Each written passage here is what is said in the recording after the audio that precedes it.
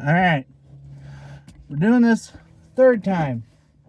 No driving, no nothing.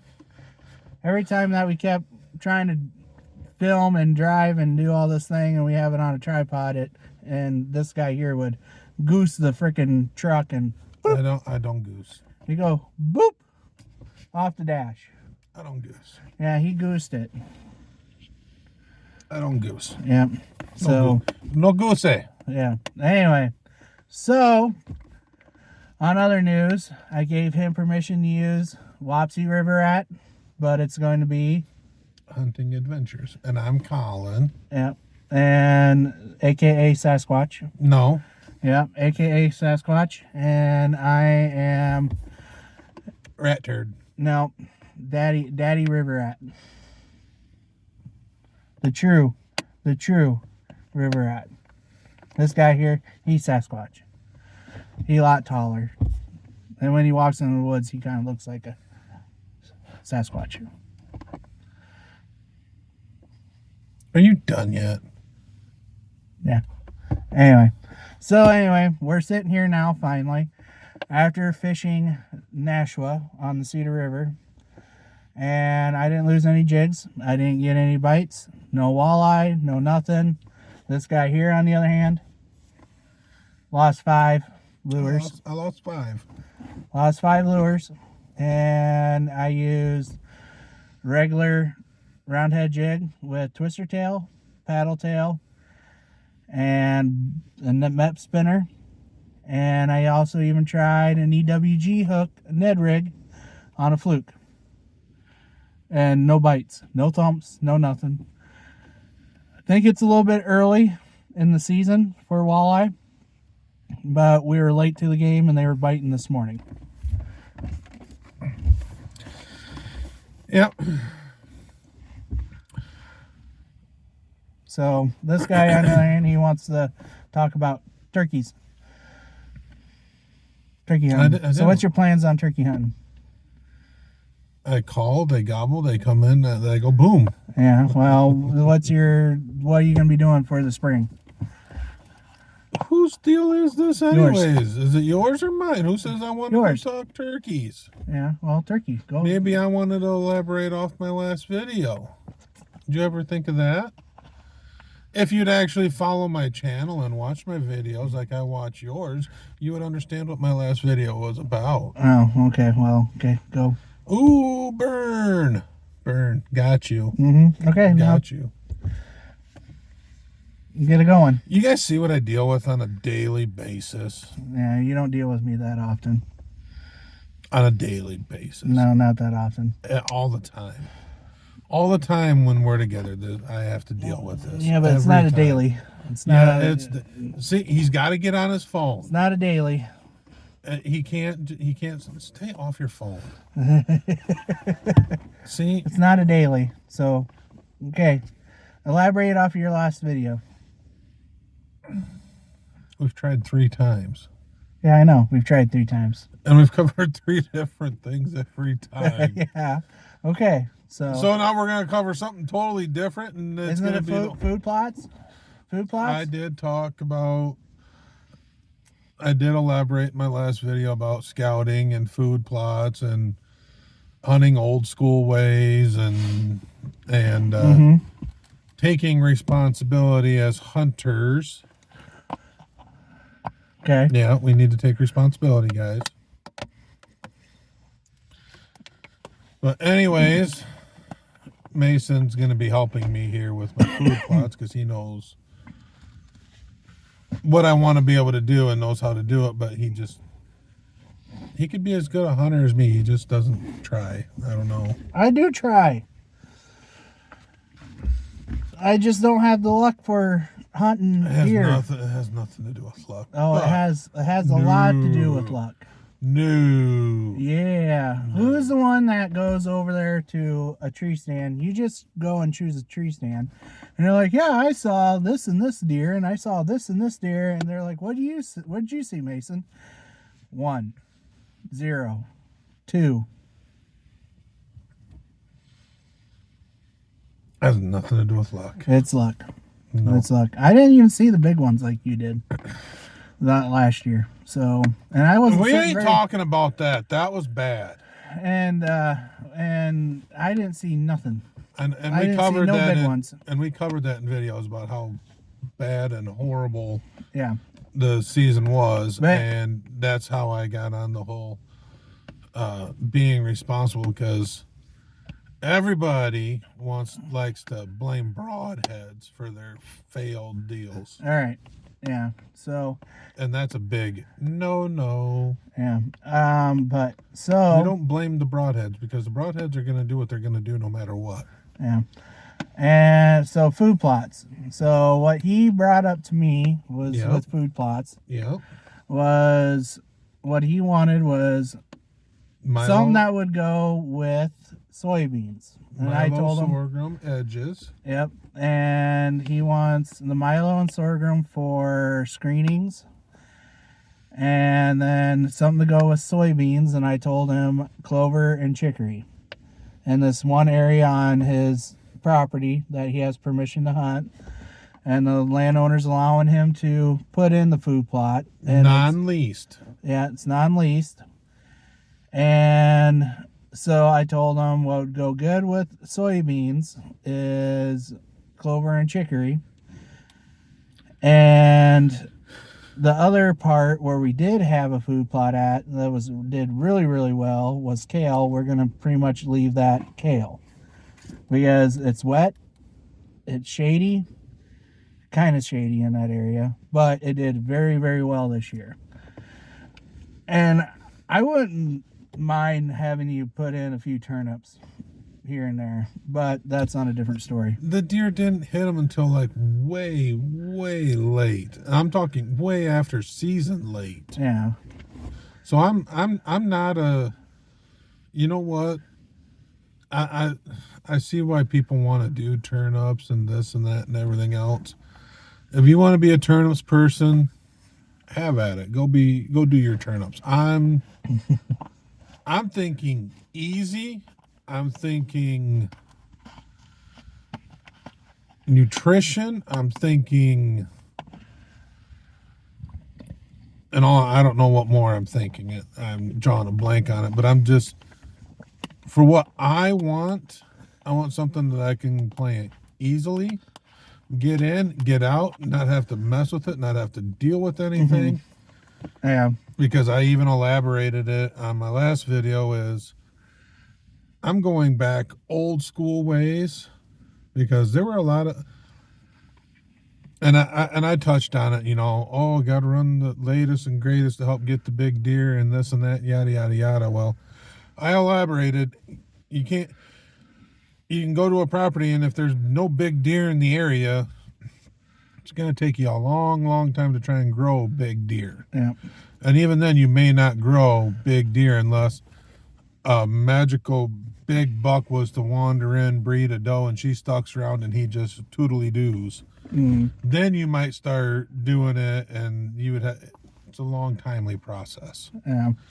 To hunt big bucks, you got to find big bucks, yada, yada, yada. Mm-hmm. But I'm in an area where the genetics are there. Mason saw it firsthand this year. I saw it firsthand. And we've done the latest and greatest, and it's not the latest and greatest deal. We ran the cell cameras. We ran the food plots. We did everything right. Yeah. And our when we had our most success is when we reverted back to our old late 90s, early 2000s. I dropped the tape measure. Hunting ways. Yep. I'm even going to revert back even further. And what I'm going to be doing is I'm going to plant the sorghum. I'm going to plant the soybeans, the turnip, not the turnips, but the kale, chicory, clover. We've got paths that are going to be going through. That's going to have only chicory and clover on them. That way they're easy to maintain. They're not going to grow too high.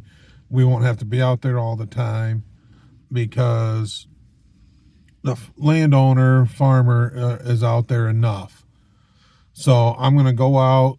I've already done my pre-scouting for deer. I've already got my trees picked out where I'm moving my stands.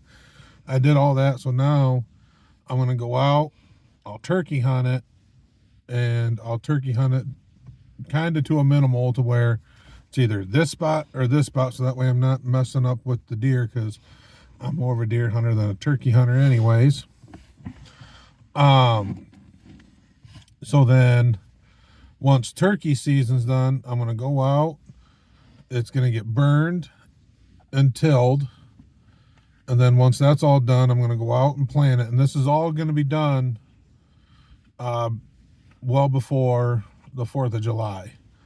And once all that's said and done and planted, I'll have my trail cameras running. I'll probably run them the start of turkey season, and I'll probably run them until about the time I go and do my planting, so that way I can kind of see what's going on antler growth wise, deer wise, just to kind of get a little bit of info. And I will probably yank them, and then I will probably set them back out once youth season rolls around here in Iowa, which is right around September 15th. I will go and set the cameras back up, and I will let them run all the way through up until the rut, just so I can kind of see what's going on. And then after that, I'll pull them and I'll be done. I will not be running cell cameras.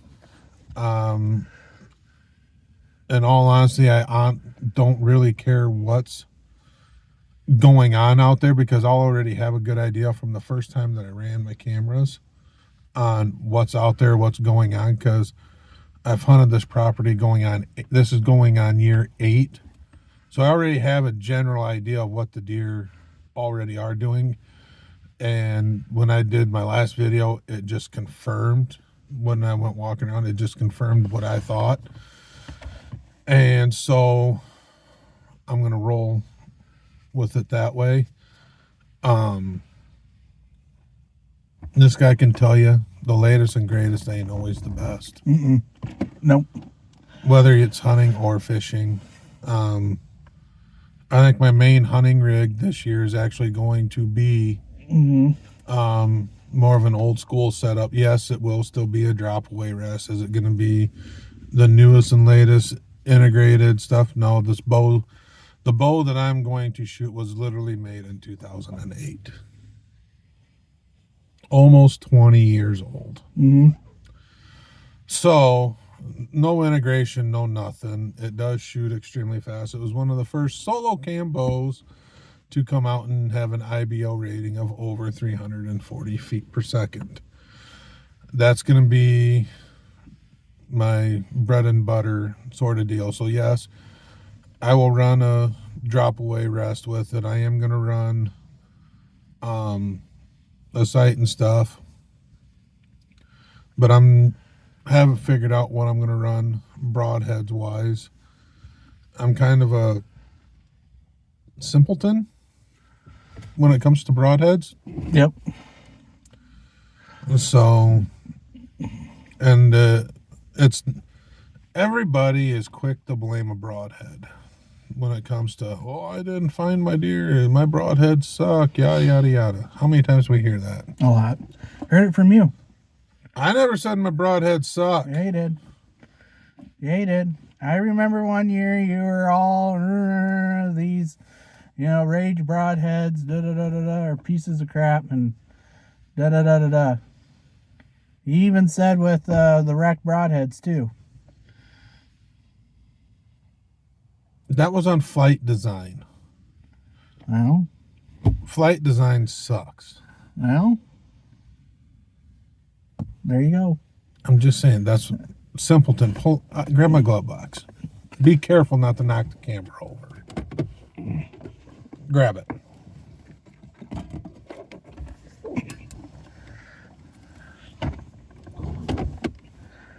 Simple. Simple, guys. It's a practice tip. It's a Grim Reaper. Simple. They've been around a long time. Why haven't they really changed much of anything on their broadhead? Main design, because it works. I got another one up here. If I don't cut my hand. Simple.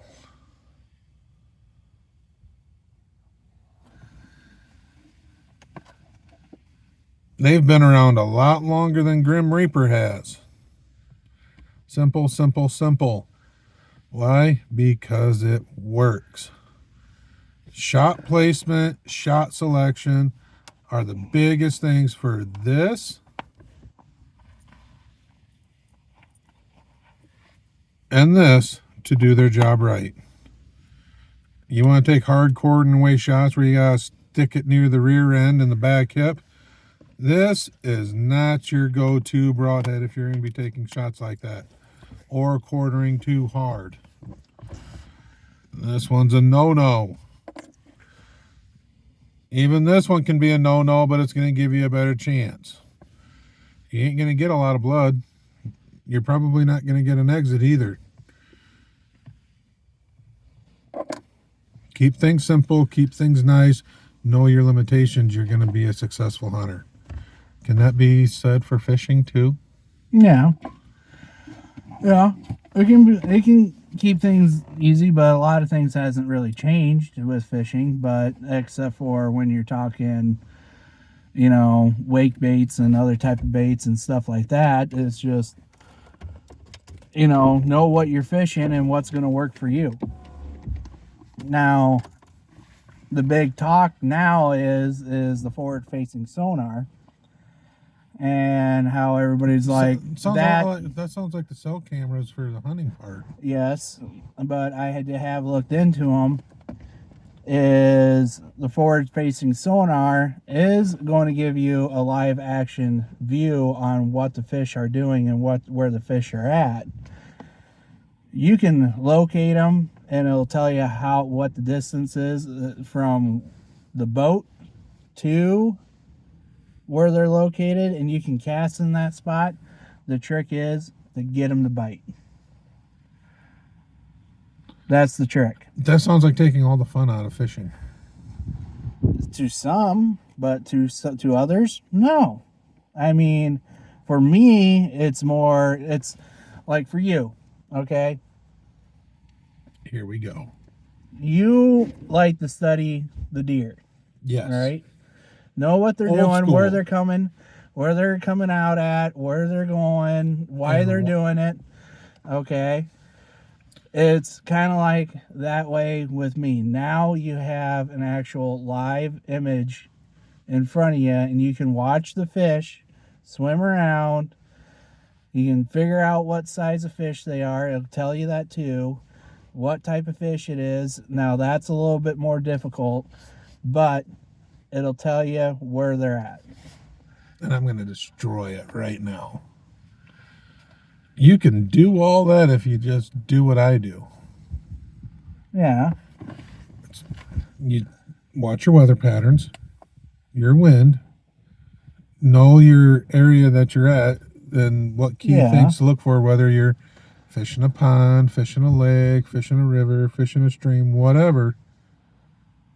You can do all that without having to spend hundreds of dollars. Well, the forward facing sonar is thousands of dollars.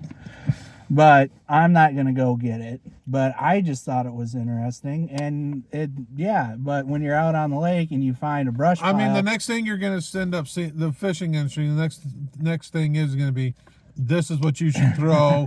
This is how you should throw it.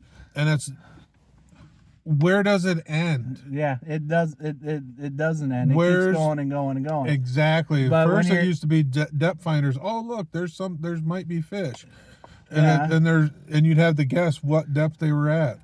And now we're in the sonar shit. And now we're gonna get even depth.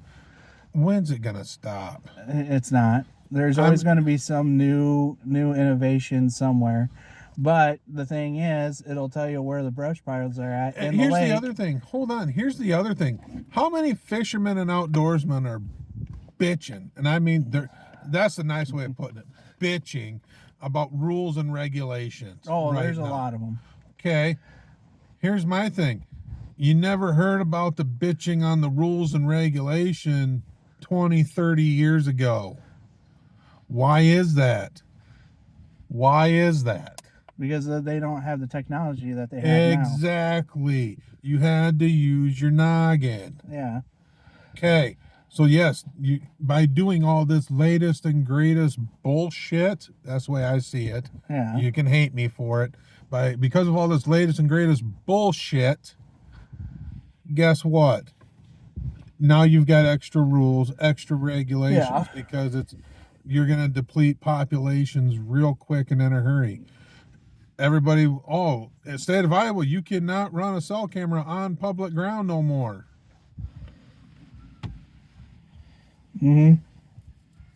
Why? Because there's groups out there. I'm not going to say names because I don't want to be a diss channel. But there are people out there showing what to do on public ground, and a lot of their success came off of cell cameras. Why not just go out, get the exercise, and do the walking around yourself? Because you're going to get the same information.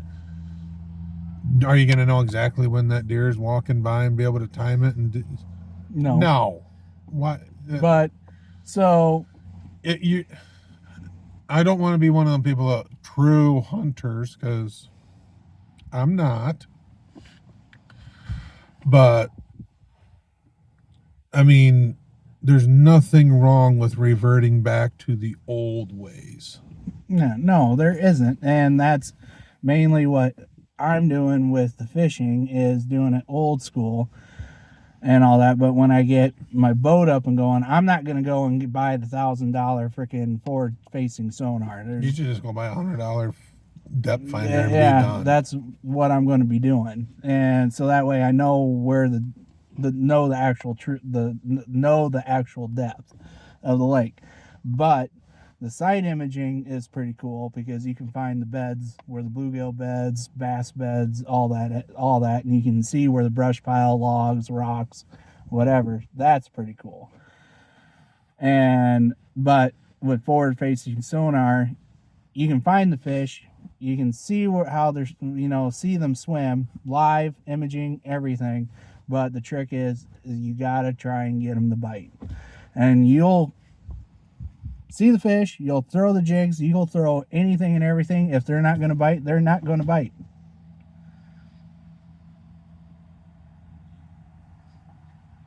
Well, who's going to go out and go fishing like that when they know the fish aren't There's a lot biting? of people out there that have the live, forward-facing sonar. But it's the guys out there that understand everything, kind of like what I do with deer hunting, but they're like that with fishing. Yeah. They're going to go out when they know, oh, hey, I know the low pressure, blah, blah, blah, whatever. Yeah. Oh, fish are going to be biting. Yeah. And they will sit there on top of one brush pile and hog it. Yeah. And not let anybody else around, because of common courtesy. Yeah. And sit there and wait until they figure out what that fish is going to hit on, and then just sit there and doink, doink, doink, doink once they do it. Yeah. That's what they're going to do. Yep. And there's going to be rules and regs coming out, because Bassmasters already started doing it with the pretty much technology. They said you can only have so many inches of screen on your boat. I don't remember what they did with forward-facing sonar, but I know that I say go old school. You run a depth finder only and say, and good luck, Chuck. The National Walleye Tournament anglers, I think they banned forward-facing sonar. Good. On theirs, so I'm all for it for being banned altogether. I think it's a joke. It is, in a way. But for me, since I'm a technology kind of guru and all that, I think it's kind of cool. Oh, I think it's neat, but I think there's a time and a place for it. Now is not the time nor the place. No. Not until, because they came out way before any wildlife, departments like the Iowa DNR, Minnesota DNR, Missouri, Illinois, Wisconsin. Yep. Yeah, before they could even get a handle on what actually is going on. Now they got to sit there and figure out, okay, is this really going to harm the populations of the fish in the lakes? In a way, yes, it's going to. A lot. Yeah. a lot. It's going to hurt because they're not only going to be using it for crappie and walleye, but these people that are muskie gurus who we already have a problem with muskie spawning naturally in the lakes in Minnesota and Wisconsin, even here in Iowa. Mm-hmm. And those people are going to be like, put so much stress on the muskie that, Yep. you know, because they're going to find them on their forward-facing sonar and get them, and they're going to put a lot of stress because they got to haul them up out of the boat, take a picture of it, and for so freaking long out of the water, and then try and release them. And yeah, they're already having problems with that in Minnesota and Wisconsin. Yep. It just proves my point. Mm-hmm. So if you guys don't want any more rules and regulations and everything else coming your way, you might want to start thinking outside the box and reverting back to the old school ways, because Kansas already did it. They banned trail cameras altogether. mm-hmm. Iowa needs to take note too. Yep. There's a reason why there's so many big deer in Kansas, and it's not just due to the ranchers and everything else. No, it's a lot has to do with their rules and regulations. People are going to sit there and say, oh, you're wrong, blah, blah, blah, blah. Okay. I'm not totally wrong, though. I'm not. I've hunted out west. And you can tell when the state is doing something good because of healthy populations. I've been to South Dakota. I've been to Colorado. I've been in Kansas. I've been in Missouri, Minnesota, Wisconsin. Done them. And they all outdo Iowa, hands down. Mm-hmm. Yep. But even the fishing, they outdo Iowa, hands down. oh, by far. And so, I mean, just like these people that keep saying, you know, we gotta catch and release the bass. Ditch pickles. Yep. How many frickin' bass are you going to take note that you catch and they're not trophy size? They're like the raccoons of the outdoors, or trash pandas. Yeah, the trash pandas of the frickin' water. There's so many of them. I'm gonna throw a stick with a hook on it and catch me some bass. Yep. Done it. That might have been sheer luck, but it happened. Yep. I was reeling in a stick I had a hook and a bobber, had a stick, and I ain't shitting you. Bass came up and hit the damn thing, and I ended up hooking it. Yep. How many bass can you go to a mud hole and catch and realize we are way overpopulated on the bass. Way overpopulated. Mm-hmm. Now you're starting to see a lot more people catching the crappie, and they're nice size crappie. Nice size crappie. Why? Because people catch them to eat. You can catch bass and eat them, and they might not be as good as crappie, but they still taste good. People are going to hate me for that. But I'm going to tell you. I've eaten bass, and I'd much rather not eat bass. Well, I'm just saying, let's start I say you catch depopulating. A bass. I think you could do bass like you do fucking carp. Catch them and throw them on the damn bank. Let's depopulate the bass a little bit. You're going to start seeing a lot bigger bass. A lot bigger bass than those you can throw back for the next person to catch. I say just get rid of the majority of the bass, so that way the panfish and stuff have a chance to go. Because Iowa is supposed to be a decent spot for perch, for catching perch. But I think with all the bass around, the perch don't have a chance. Nope. Mm-mm. And that goes for any of the other panfish too. Yep. All the bluegill species, all the crappie species. Yes, bass are fun to catch. They put on one hell of a fight. But I can go to a frickin' mud hole and catch bass out of them left and right. You've done it. Yep. So, but yeah. Anyway, well, we already covered deer populations before. Yeah, we have. So, but like I said, on this channel, like I said, Mason has given me permission to use WapsieRiverRat, but it's going to be called WapsieRiverRat Hunting Adventures. At some point, this guy's going to join me on a hunt, whether it be snow goose, duck, whatever. He's going to join me. We're going to cut the umbilical cord with the wife and stuff too. And he's actually going to come on a hunt out of state with me. He's going to cut that umbilical cord and do it. So, but if you want to see what exactly I do or what he does, there's a few things you got to do. You got to like, you got to subscribe, you got to follow, got to hit the notification for when we're doing this. I'll be posting. Like I said, I'm going to try and post every week for a while. Once turkey season rolls around, it's probably going to slow down a little bit, but there you might end up seeing more shorts. If you actually want to see the hunts, though, that's going to require me to go along with and do the videoing, because it's just the way that I hunt and it's the way that I do things.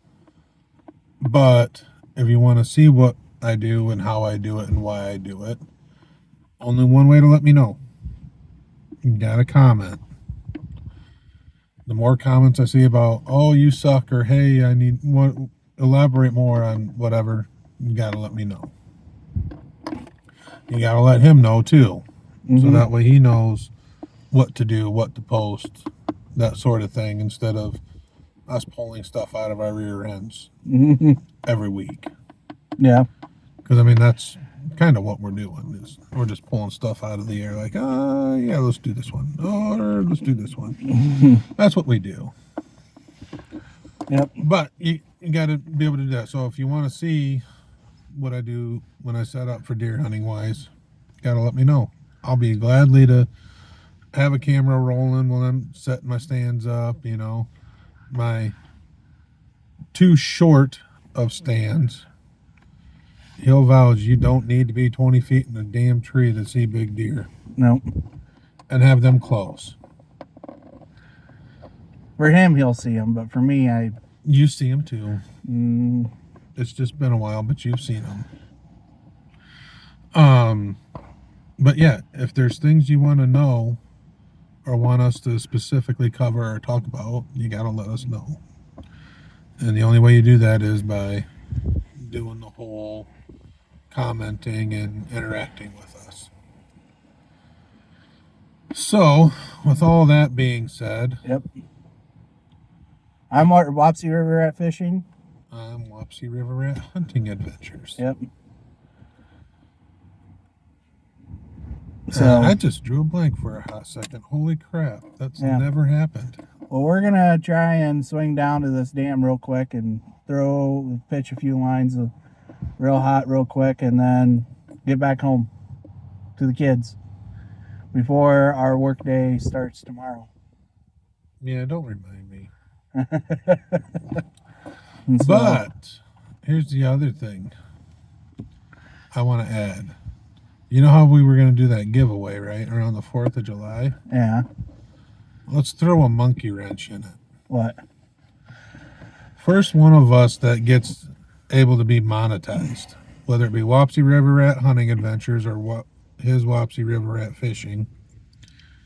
First one of us that hits all the requirements to be monetized on YouTube, we'll do a special giveaway.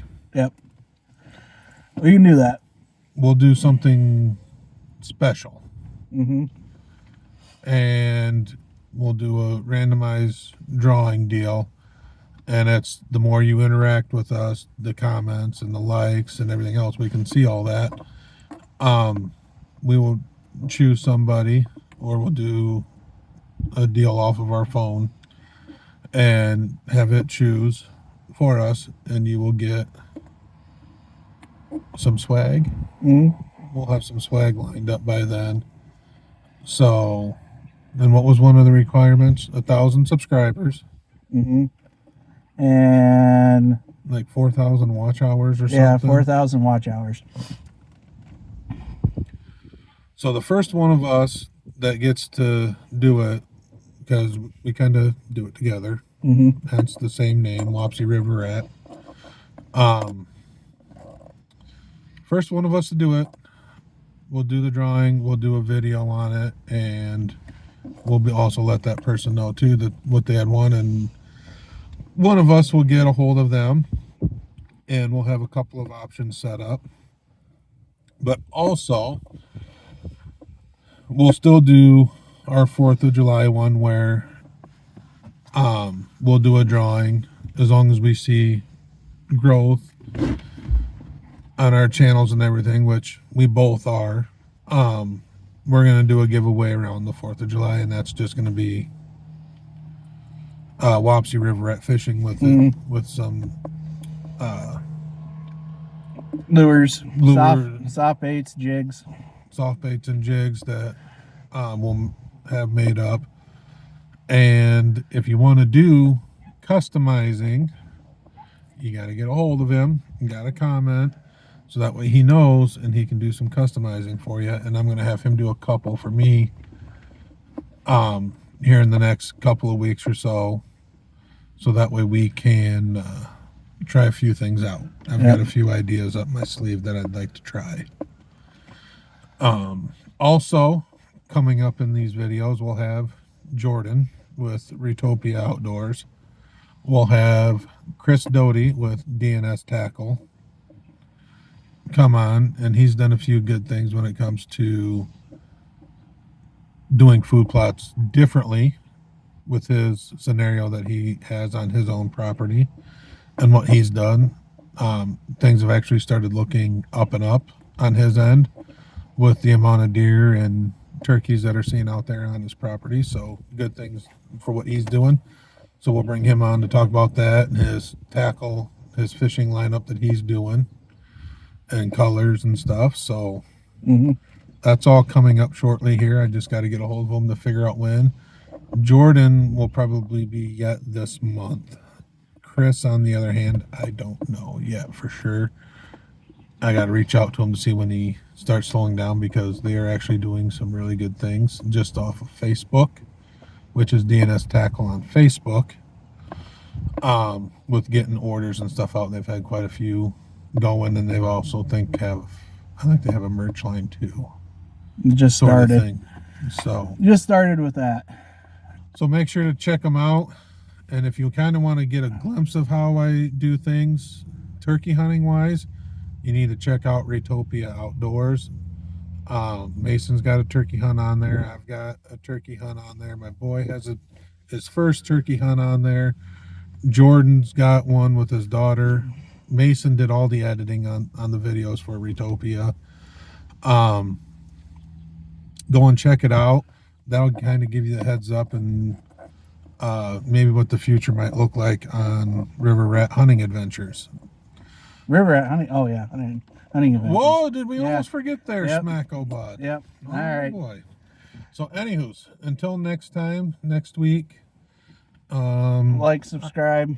Yep, you got to like, you got to subscribe, comment, hit the notification deal so that way we can stay interacting and help us grow. And if you're kind of in the same boat we are, we'll help you do the same, you know, like you scratch our back, we scratch your back, or we scratch your back, you scratch ours.